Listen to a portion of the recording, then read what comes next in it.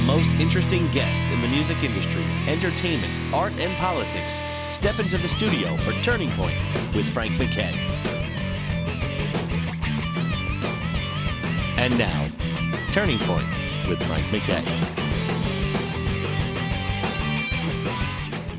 Welcome to Turning Point. Our very special guest today is lead singer of the band Anthrax, Joey Belladonna. Joey, how are you? Oh, good afternoon, guys. So, are you guys in the middle of touring, or are you recording? What's your process at this point? Well, right now, we just finished an EP with some covers on it. You know, the album's been done, since last October. Worship music. That went successful for us. We're touring it quite a bit. We're getting ready to go back out again into India, Australia, with Metallica and Slayer. Do some festivals over there. That should be fun. Do you keep up on your statistics? I mean, you've had such a great career. Do you keep up on how many countries you visited or how many continents, that type of thing? I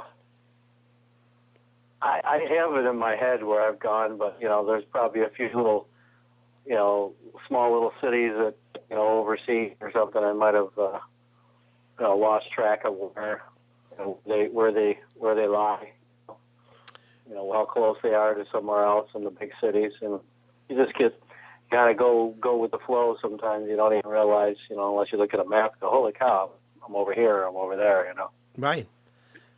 Again, our special guest is Joey Belladonna, lead singer of Anthrax.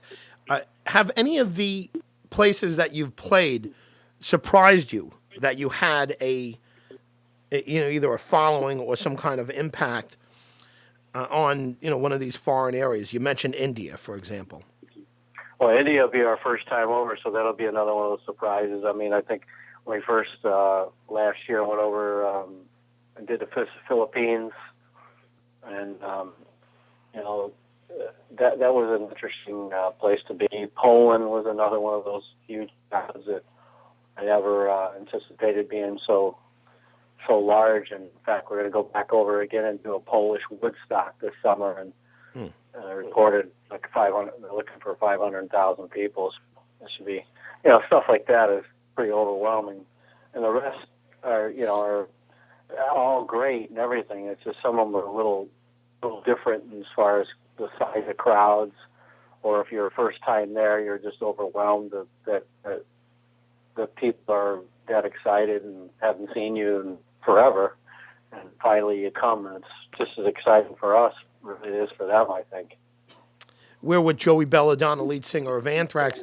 Joey, if I could ask you for a little history lesson for those listening. I know you started out on Megaforce Records along with Metallica, and that was Johnny Z. That was your first introduction to the music business? Well, yeah. I mean, as far as anything I could call legit, I mean, as far as playing in bands, I started in 7th and 8th grade playing drums and singing and just being in bands until then. So, I mean, I guess that was part of my being in the business of some sort, but nothing legit until I did hit Megaforce. Excuse me. Well, what was your experience working with Johnny Z? Was it a positive experience? Yeah, I mean, it was very overwhelming to see that someone that's very energetic about, making us be a part of something big and breaking a band and being very loyal to us as far as a mentor, and just having some, quite a bit of connections to see us through. Him and his wife and the whole company, the label itself. It was quite a long time we spent together. So, it was, we do stay in touch too. But you're not working. You don't have a professional relationship any longer, right? No, with Johnny Z, no. But our label at this point is Megaforce. It's just different people owning it, running it. At one point, did Megaforce get picked up by Elektra? I think Anthrax went on to Elektra. I'm not sure Megaforce did anything, as a combined. I'm not sure. Well, of course, I was out of the band at that point, so I don't know all the logistics of it. How about starting with the band? How did you first get involved with these guys? How did you first get into Anthrax? Well, I received a call from the band's producer, or actually Johnny Z called. I was in a cover band in 1983, upstate in Plattsburgh. I was just doing my thing, doing covers as I normally do, and still do at this point. Because I love just singing and making music and playing music. And just out of the blue, asked if I was interested in checking out a band called Anthrax. I had no idea who they were called, who they were, or what it was, or anything. Just one of those times it catch me, and I said, sure, I'd love to. It was one of my first flights from Plattsburgh to Ithaca, New York, flying into from a small one to a small place on a propeller prop plane, kind of thing. And it was overwhelming, and then showing up and not knowing who they are, and just taking on what they're doing and listening to the music, and I just asked if I wanted to join, and I kind of thought about it a bit. I wasn't sure that was the type of music that was going to be for me, or if it was going to be something that I didn't know the guys. I thought they were fantastic, and I thought it was great to hear some good songs, and it just was different kind of music. So I was a little overwhelmed at first, but then I thought about it. I said, let's just give it a whirl. I'd love to go for it. I thought my style was unique on top of the music. So, coming from a different background. Now, where did they come across you? How did? Well, let me first ask you, what were you singing in this cover band? I don't think they were aware of the cover band at all. I think they heard of me through. I was in a band called Bible Black, which was the founding members of the Rainbow band, Elf, with Elf, and it's just one of those things. I think from what I understand, the band come across the demo we did that really wasn't intending on being any demo in particular. One day we just went down and thought we'd go down and bust out something that we never even rehearsed or anything. We were just putting stuff on tape, and I guess they took a liking to it. They were looking for a singer, and I don't really know the chains of events how they got in contact with my parents to call me or to get my number to where I was. I don't even remember too much from that point on, but they did find a way to get a hold of me, which was really cool. It's just a matter of time before I ran into something that would be worth my while, So that's basically how it kind of came about. You mentioned Alf. How much of an influence was Dio on you? I just loved everything he did from Alf on. And of course, when Rainbow came out with that record, that was like, wow. I mean, this is really great. I mean, I was playing Man of the Silver Mountain in my basement before I even, had that many gigs under my belt. And we were, I remember having no PA and still singing over the band and that stuff. And the coolest, greatest record. And I love Deep Purple, so just to see that band form and Ronnie to be in that, fantastic. Love it. This is very bluesy, but yet hard, heavy. He has such a great, strong voice, and I just love his style. Did you have any interaction with Dio? Oh yeah, many different times. And plus we toured together. We did some Dio Anthrax overseas dates. Anthrax toured with Dio in the States.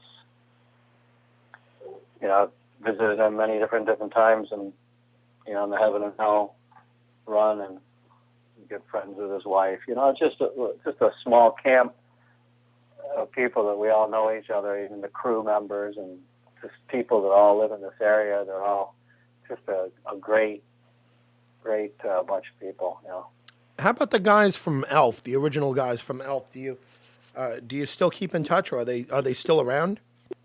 Yeah, me and Rock Feinstein, the guitar player, and Elf, which was the guitar player from the Rods also, and we'd stay in touch. We just did a Stand Up and Shout, one of the second Ronnie cancer raising funds that his wife Wendy put together, and I met up with Rock, and we actually played together that night. Not on the same song, but he played a song with some people, I played a song with some people, and of course, unfortunately, I sang at Ronnie's funeral and the wake and all that stuff, and we Rock ran at each other again. Wasn't the best of times, but kind of got a little bit more of a bond going, and a friendship, more so than before. Where was the funeral? Where was Dio's funeral? It was out in California.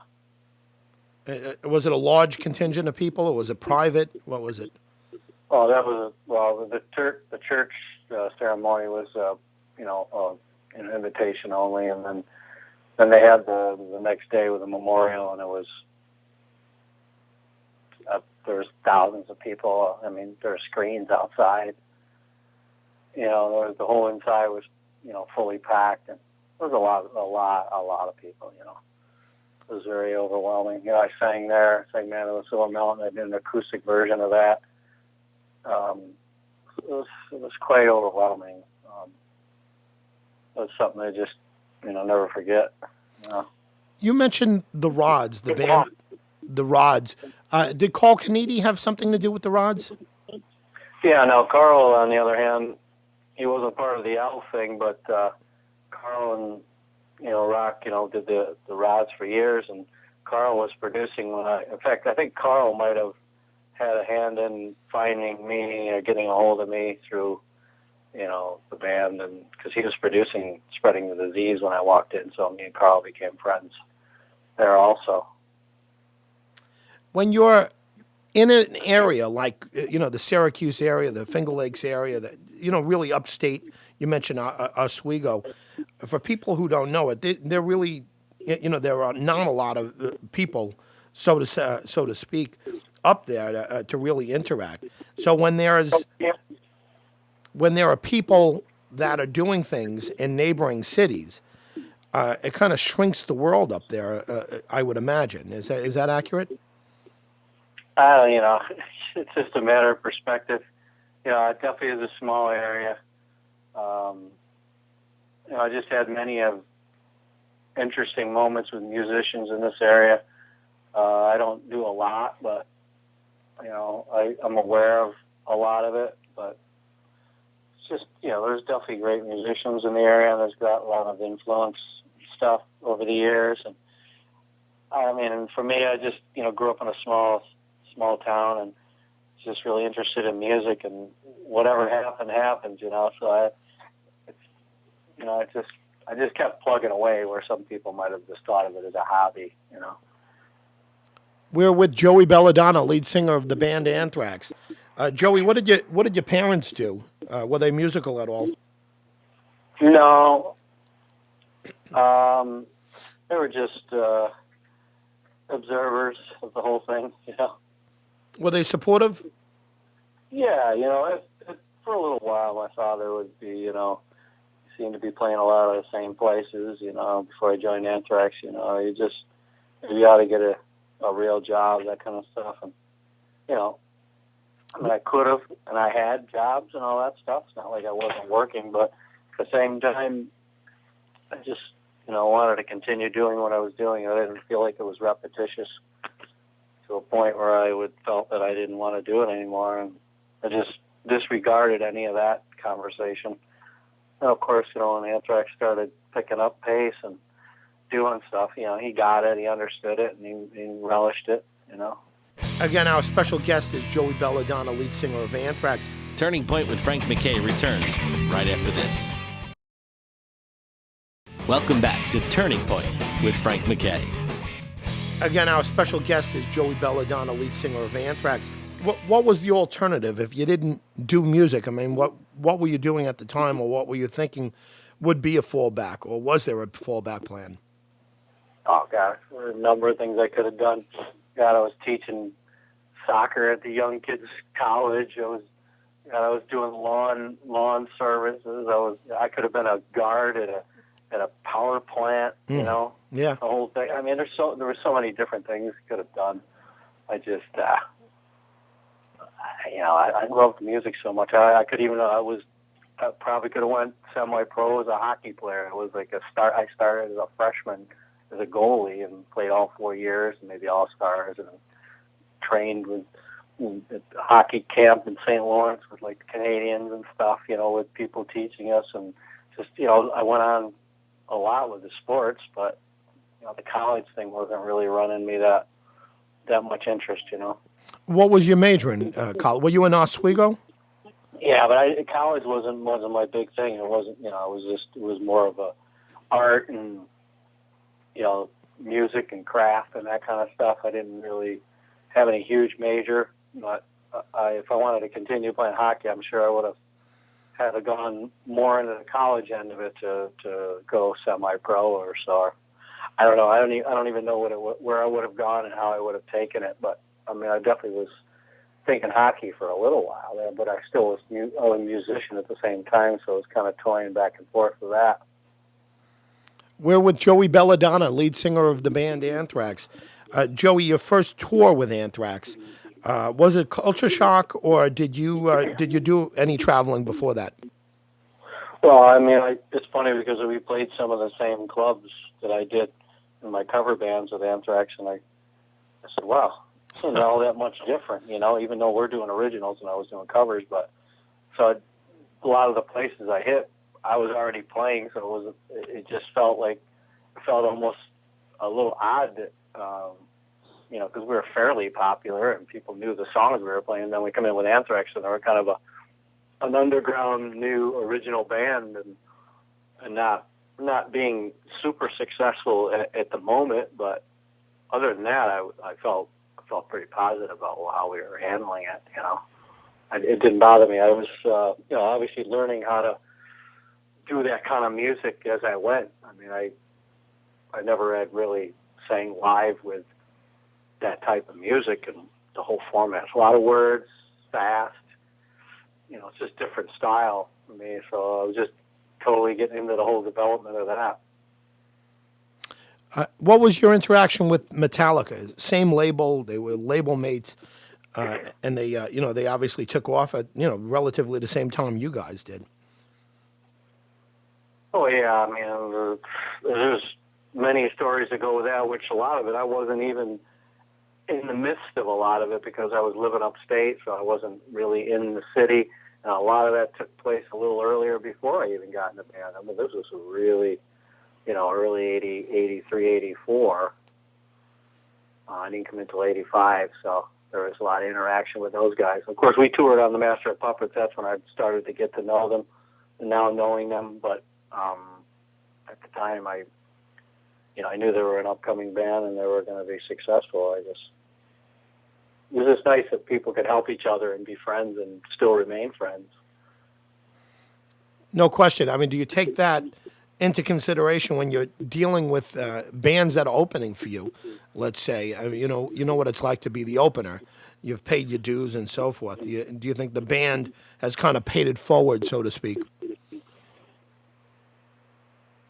Yeah, well, I mean, that's the thing. I mean, we've been just doing it for so long, and every time we step foot into a venue, it's just we know that we've done, many years of working hard at what we do, and still to this day, in fact, if anything, we're more aware and much better.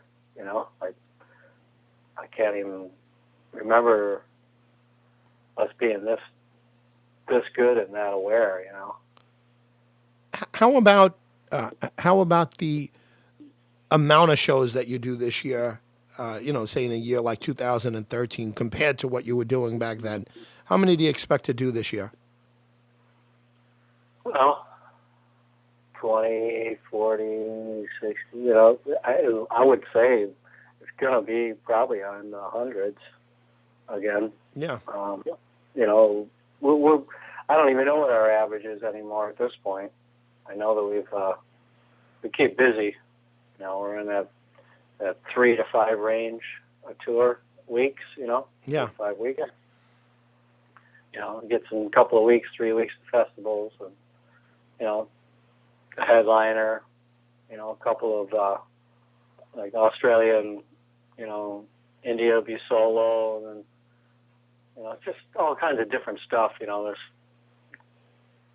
so yeah, we're going to be pretty busy. I mean, and of course we're looking at maybe doing another record soon. So on top of it, so who knows when that'll pick up some steam and get started. And so it's got to be a different dynamic.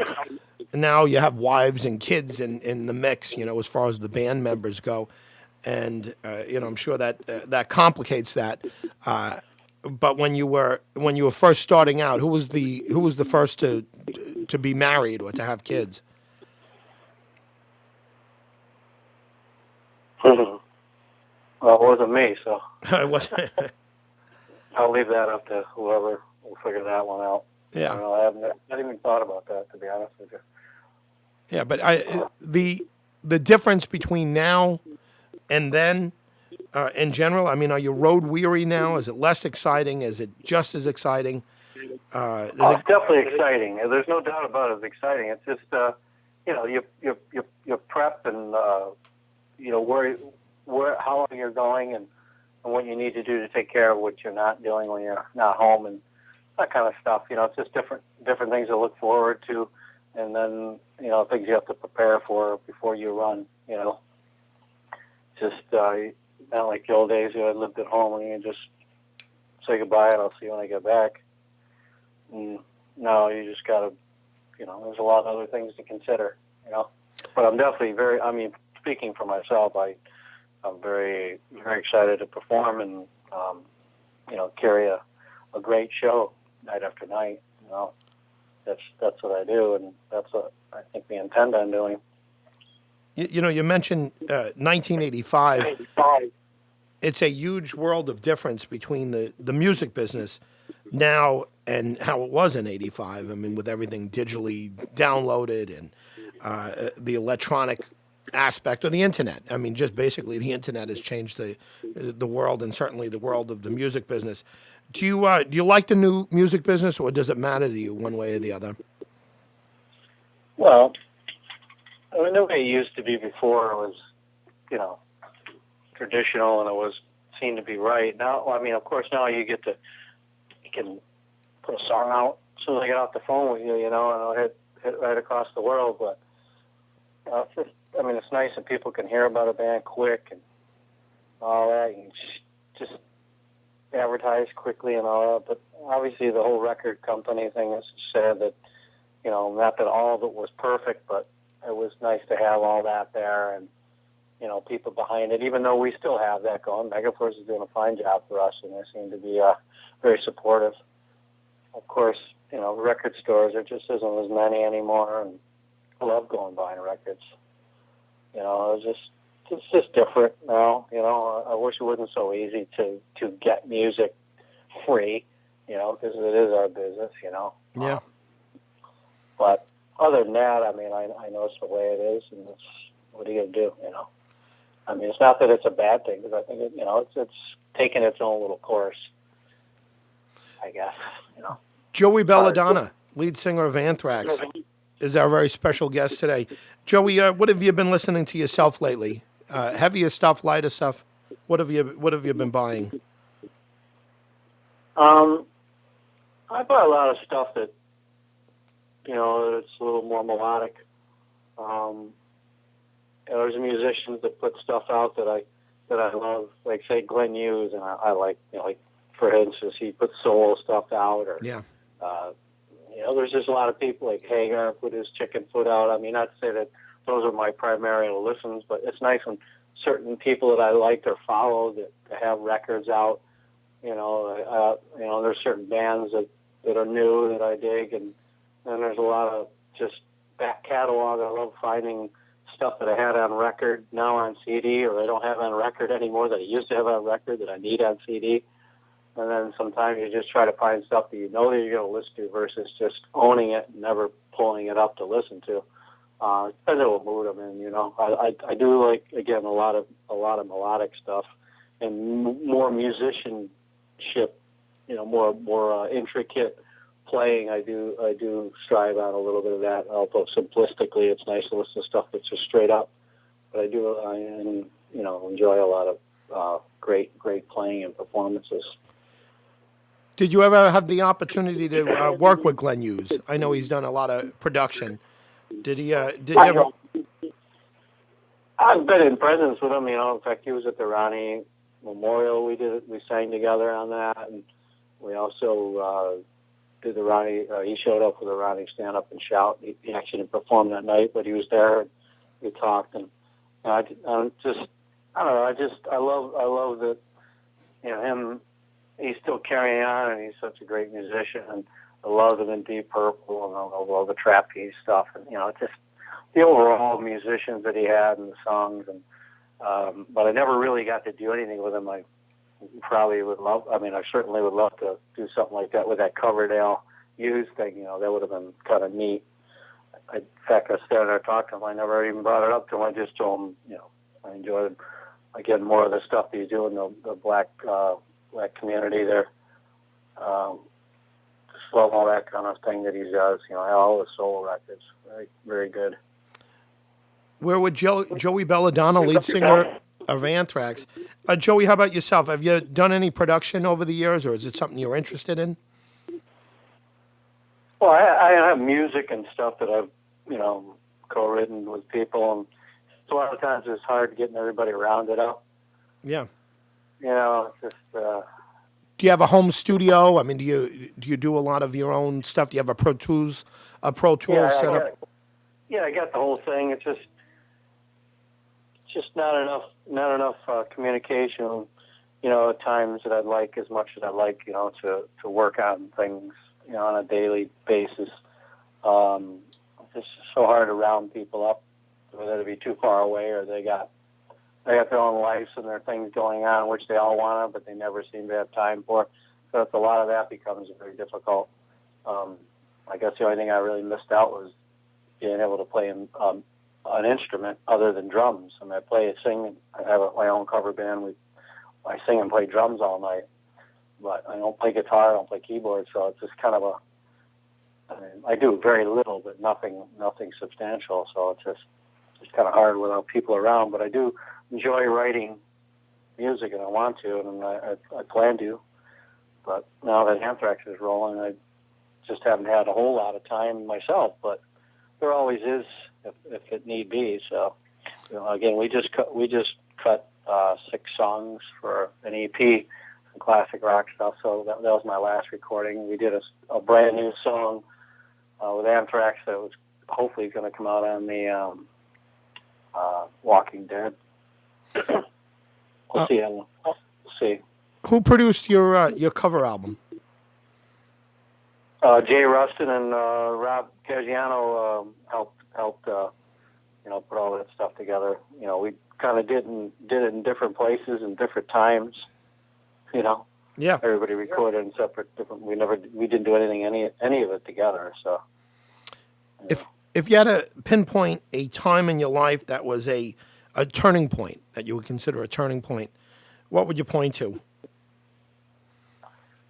Well, I'd say Anthrax, just because it just turned into something, worldwide, and it also I became very aware of what I could do vocally, original.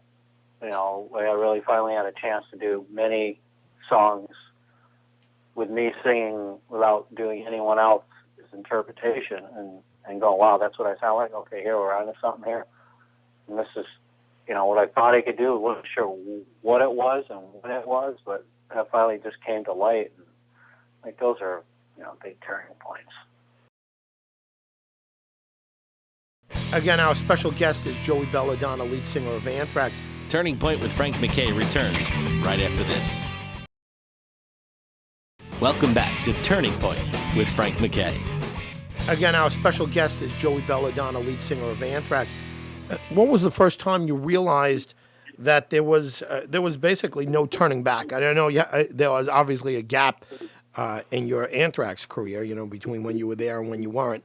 But when did you first realize when you joined the band that, hey, this is big time. This is a serious deal, and this is going to make me well known? I don't know. I don't know specifically, but I'd say maybe when we got the Sabbath tour that was very short-lived,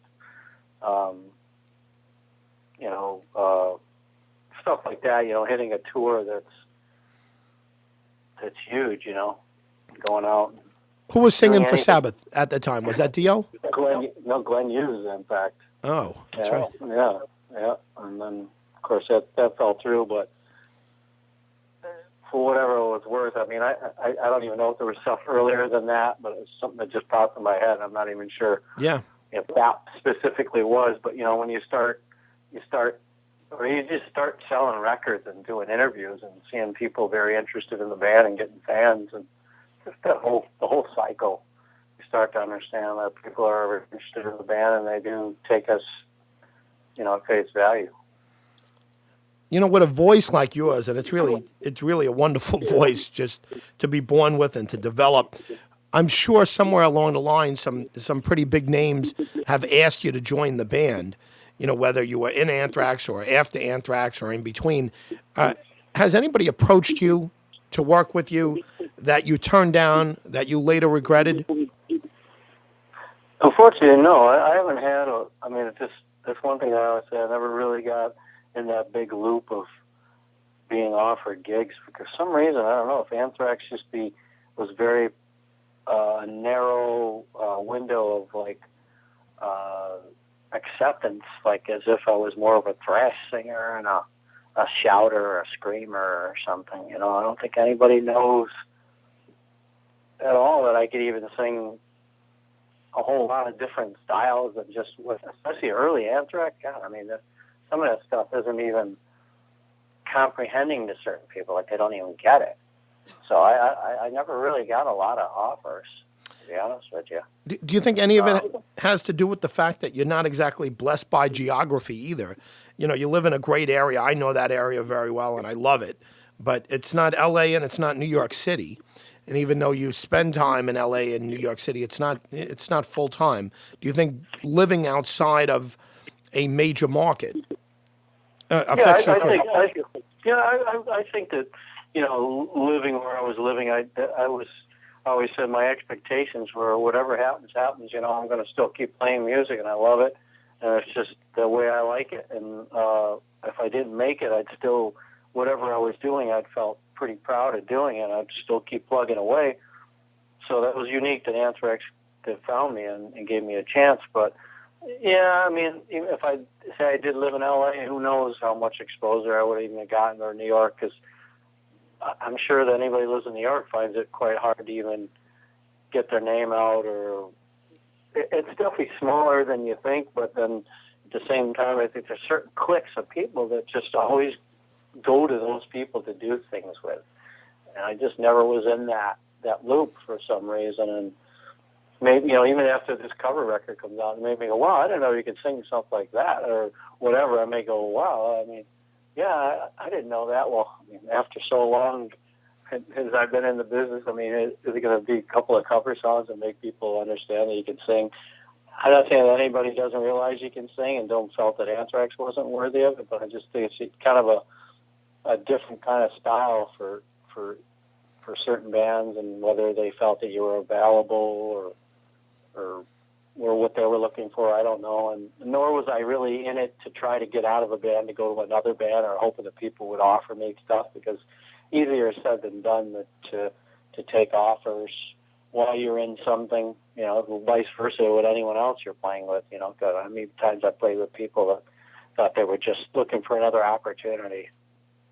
If I get with him, maybe somebody will call me and then I can get to go where I need to go. So don't you really want to, try, you can't jump around too much. And that's one thing good about Anthrax. A lot of us didn't do a lot of jumping around and, and taking off too early before it would even really got developed, That's true. I never thought about it. I never really, it would be great to play with certain people and, not to go into all that, but yeah, it'd really be interesting to try some other projects. But at this point, it seems like so late in the game that I don't worry about it. I'm hearing more people goofing around about me being in Journey or something like that, or just weird predictions and stuff, which I just kind of chuckle at.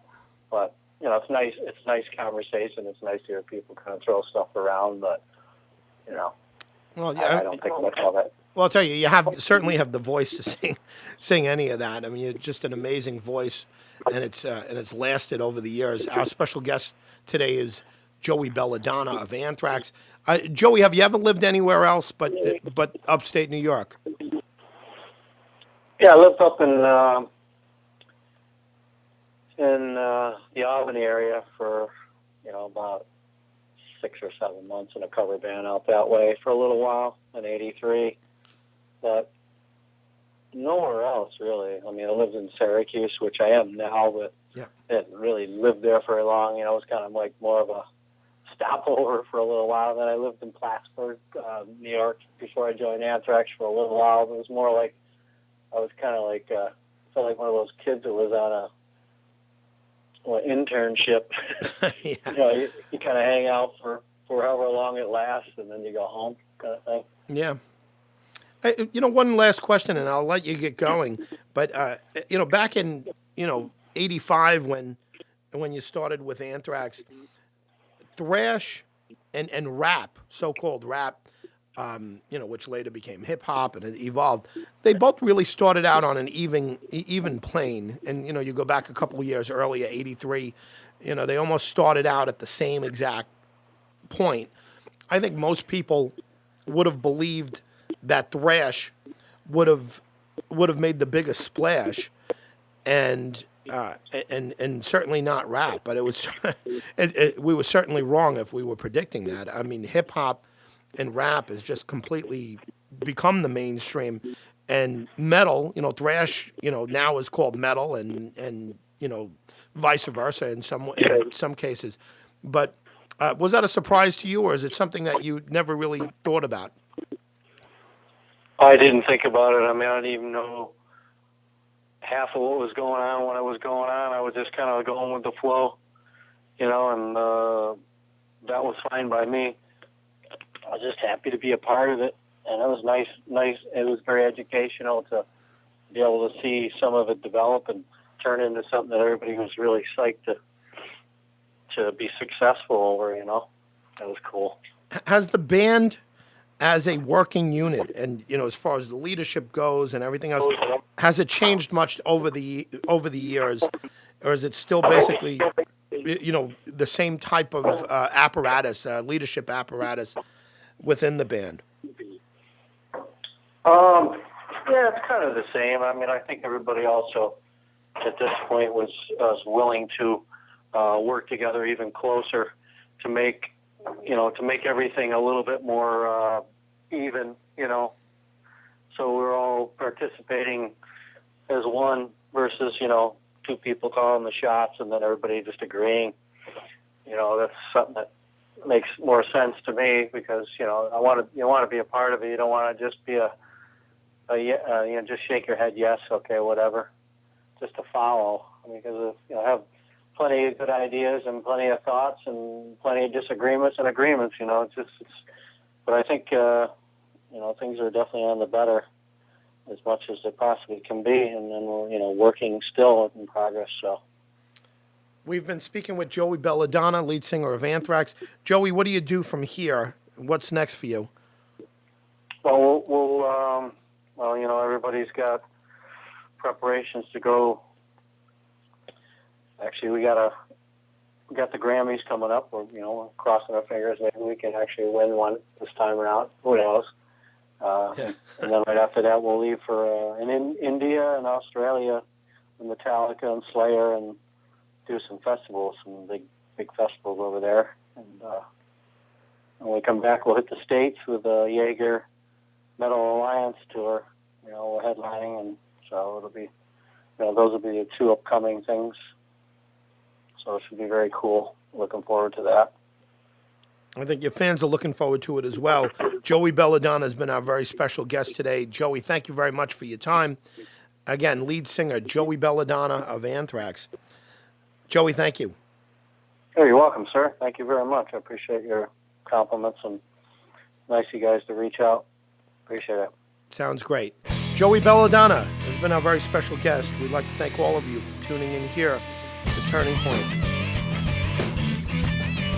Turning Point with Frank MacKay is brought to you by Herman, Katz, Conjemi & Klein, Duffy & Duffy, Gold Coast Bank, Heartland Business Center, Morgan Stanley and Smith Barney of PC Wealth Management, and the Hagedorn Little Village School in Seaford, New York. Turning Point with Frank MacKay was produced by GVP Digital Media in Ronkonkoma, New York. Executive producers Frank MacKay and Harry Oates. Associate producers Kristen and John MacKay. Audio and studio engineering Brittany Fergo and Francis Kazmarek. Hotel and accommodations provided by Ohika Castle Hotel and Estates in Huntington, New York. Transportation services provided by Mark of Elegance Limousine in Hauppauge, New York. Catering services provided by Cella Bagels of Selden, New York.